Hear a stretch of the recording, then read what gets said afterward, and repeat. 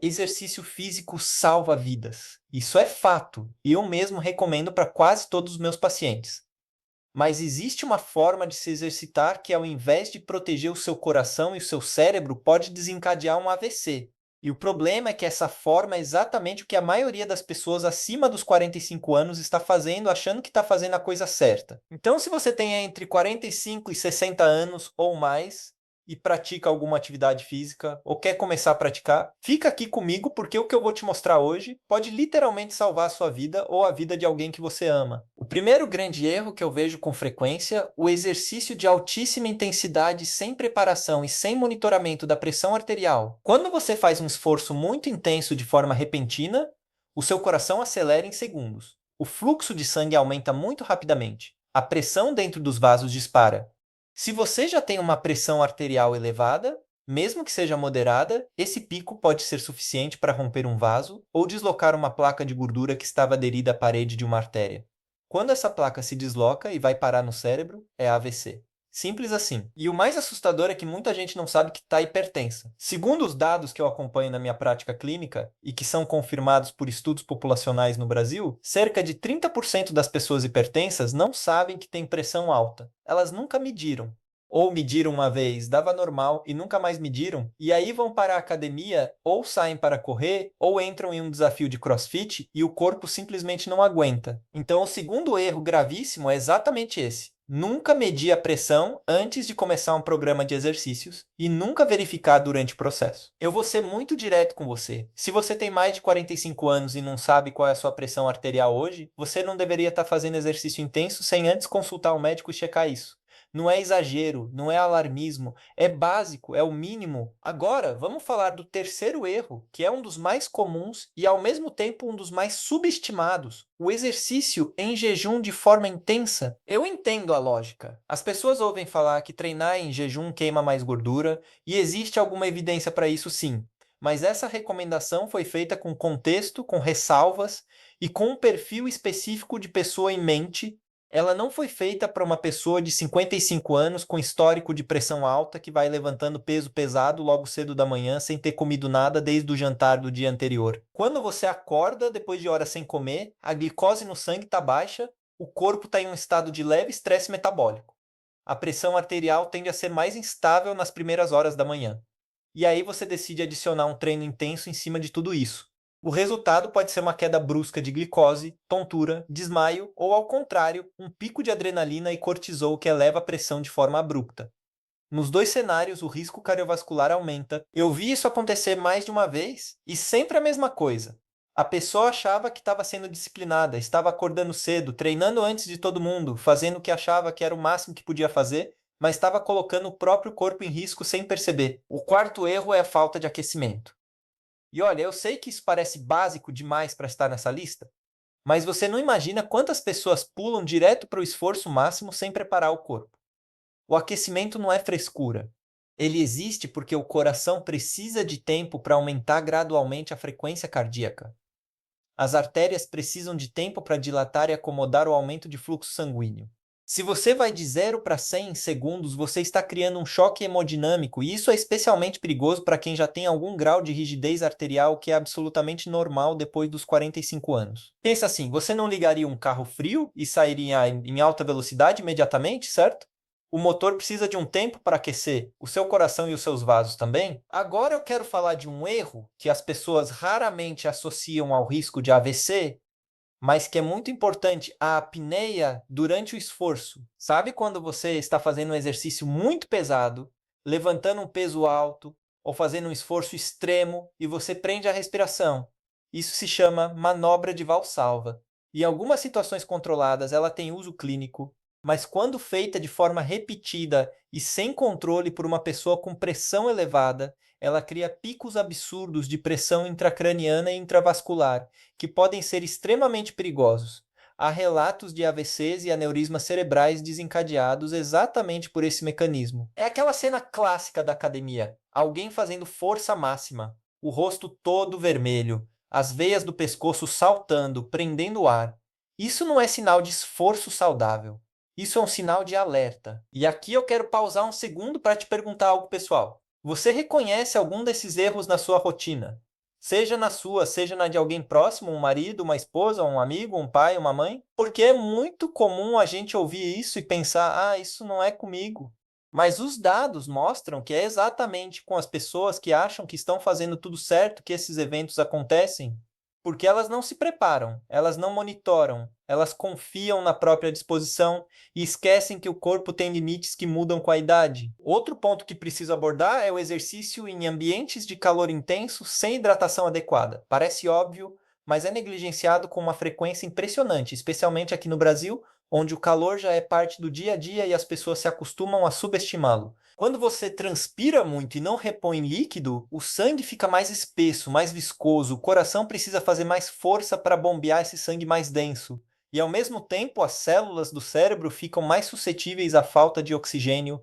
Isso, combinado com a pressão já elevada, é uma combinação que pode ser letal. Eu tenho um colega cardiologista que atende no interior de São Paulo e ele me contou que nos verões mais quentes, a quantidade de eventos cardiovasculares e cerebrovasculares associados a exercício em calor aumenta de forma visível. Não são coincidências.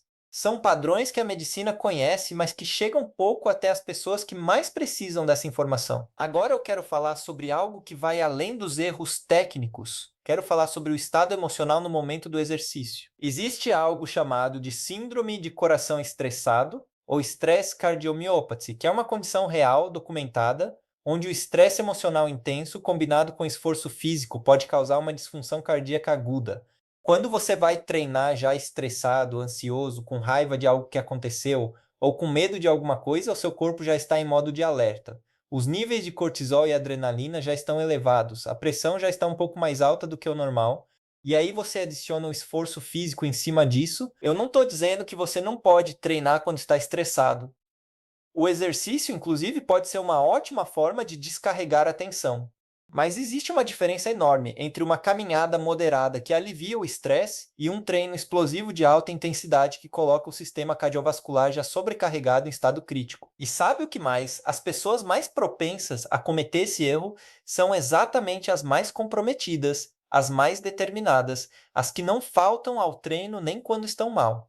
E eu respeito muito essa disciplina, mas disciplina sem inteligência pode ser perigosa. Deixa eu te falar agora sobre o que os sinais do corpo tentam te dizer e que você nunca deve ignorar durante um exercício. Se você sente uma dor de cabeça repentina e muito intensa durante o treino, pare imediatamente. Esse é um dos sinais clássicos de um evento vascular. Uma dor de cabeça que aparece de repente, diferente de qualquer dor de cabeça que você já teve antes, é chamada de cefaleia entrovoada. Ela pode ser sinal de um aneurisma se rompendo ou de um sangramento cerebral. Não termine a série. Não espere passar. Para tudo e procura ajuda. Se você sente tontura, visão embaçada, dormência em alguma parte do corpo, dificuldade para falar ou formular pensamentos, fraqueza súbita em um braço ou em uma perna, qualquer coisa fora do normal, esses são sinais de alerta de AVC. O tempo é fundamental nesses casos. Cada minuto que passa sem tratamento pode significar a perda de milhões de neurônios. Existe até uma expressão na medicina que diz que tempo é cérebro, e isso me leva a falar sobre algo que eu considero essencial: conhecer o seu próprio corpo antes de exigir muito dele. Eu sempre digo para os meus pacientes que antes de qualquer programa de exercícios intensos, especialmente depois dos 45 anos, é fundamental fazer uma avaliação clínica completa.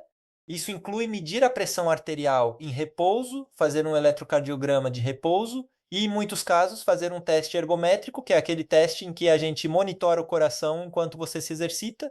Esse teste consegue identificar alterações que aparecem só durante o esforço e que seriam completamente invisíveis em um exame normal. Eu já peguei casos assim, pacientes que estavam se sentindo bem, sem sintomas, com exames de rotina normais, mas que no teste ergométrico mostraram alterações significativas que indicavam um risco real. E por causa disso conseguimos ajustar a conduta antes que algo sério acontecesse. Prevenção não é sobre paranoia, é sobre inteligência. É sobre usar as ferramentas que a medicina oferece para você viver mais e melhor. Agora me deixa te falar sobre o que você deveria fazer, porque o meu objetivo aqui nunca foi te assustar e deixar você parado no sofá. Muito pelo contrário, o exercício físico regular, feito da forma certa, é uma das intervenções mais poderosas que existem para reduzir o risco de AVC, de infarto, de demência, de diabetes, de depressão e de praticamente todas as doenças crônicas que afligem as pessoas na meia-idade e além. A questão não é se você deve se exercitar, a questão é como. Atividade física de intensidade moderada, feita de forma consistente, com aquecimento adequado, com hidratação, com monitoramento da pressão, com respeito aos sinais do próprio corpo, é exatamente o que o coração e o cérebro precisam para funcionar bem por muitas décadas. Caminhadas em ritmo moderado são subestimadas demais. Estudos mostram que caminhar 30 a 40 minutos por dia, na maioria dos dias da semana, já reduz significativamente o risco cardiovascular. Natação é excelente. Musculação com cargas moderadas dentro de uma programação bem feita é muito benéfica. Ciclismo em intensidade leve a moderada também. O segredo está na consistência e na progressão gradual, não na intensidade máxima. E antes de qualquer coisa, mede a sua pressão, hoje. Se você não tem um aparelho em casa, vai a uma farmácia. É gratuito na maioria delas. Saber a sua pressão é o ponto de partida para qualquer conversa sobre saúde cardiovascular. Eu também quero falar brevemente sobre a questão dos suplementos, porque é algo que aparece muito nas perguntas que recebo. Alguns pré-treinos que são vendidos livremente em lojas de suplemento contêm substâncias que elevam a pressão arterial de forma significativa. Cafeína em doses altas, sinefrina e outras substâncias termogênicas podem ser extremamente perigosas para quem tem pressão elevada e as usa antes de um treino intenso. Eu já vi situações onde o pré-treino foi o gatilho que faltava para um evento cardiovascular em alguém que já estava no limite. Se você usa suplementos, converse com o seu médico sobre a composição deles. Não presuma que porque é vendido livremente é inofensivo. E falando em conversar com o médico, eu sei que muita gente evita isso. Seja por falta de tempo, por preguiça, por medo de descobrir algo, ou simplesmente porque se sente bem e acha que não precisa. Mas saúde preventiva não é para quem está doente, é para quem quer continuar bem. A maioria dos eventos cardiovasculares que eu acompanho não aconteceu em pessoas que estavam doentes e sabiam disso, aconteceu em pessoas que estavam se sentindo bem, que eram ativas, que achavam que estavam cuidando de si mesmas. Esse é exatamente o perfil de quem mais precisa estar atento, porque é o perfil de quem menos suspeita do risco. Você cuida do carro, faz revisão regularmente, troca o óleo, verifica os pneus. Você cuida da sua casa, faz manutenção, resolve os problemas antes que virem grandes. Por que não faz o mesmo com o corpo? Com o único que você tem e que não pode ser trocado? Cada pessoa que assiste a esse vídeo tem uma história, uma rotina, um nível de saúde diferente, mas todas têm em comum a capacidade de tomar decisões melhores a partir de hoje. Uma decisão pode ser medir a pressão, outra pode ser marcar uma consulta que está sendo adiada há meses, outra pode ser conversar com um profissional de educação física sobre reduzir a intensidade do treino e fazer de forma mais inteligente. Cada uma dessas decisões pequenas pode ser a que muda o curso de tudo. Eu escolhi a medicina porque acredito que informação salva vidas. Não só o remédio, não só a cirurgia, mas a informação certa, chegando na hora certa para a pessoa certa. E se hoje esse vídeo fez com que você pensasse um pouco mais sobre como está se exercitando, sobre se está monitorando a sua pressão, sobre se está ouvindo o que o seu corpo tenta te dizer, então ele cumpriu o seu propósito. Cuide-se com inteligência, exercite-se com consciência e nunca, nunca ignore os sinais que o seu corpo manda. Ele é mais sábio do que qualquer academia, qualquer desafio de 30 dias ou qualquer tendência que aparece na internet. Obrigado por ter ficado até aqui comigo. Esse tipo de conversa é o que dá sentido ao que eu faço. Agora, não perca o nosso próximo vídeo que está aparecendo na sua tela agora. Clique no card, porque o que eu vou te mostrar lá é o complemento perfeito do que conversamos hoje e pode mudar ainda mais a sua forma de enxergar a saúde do seu coração e do seu cérebro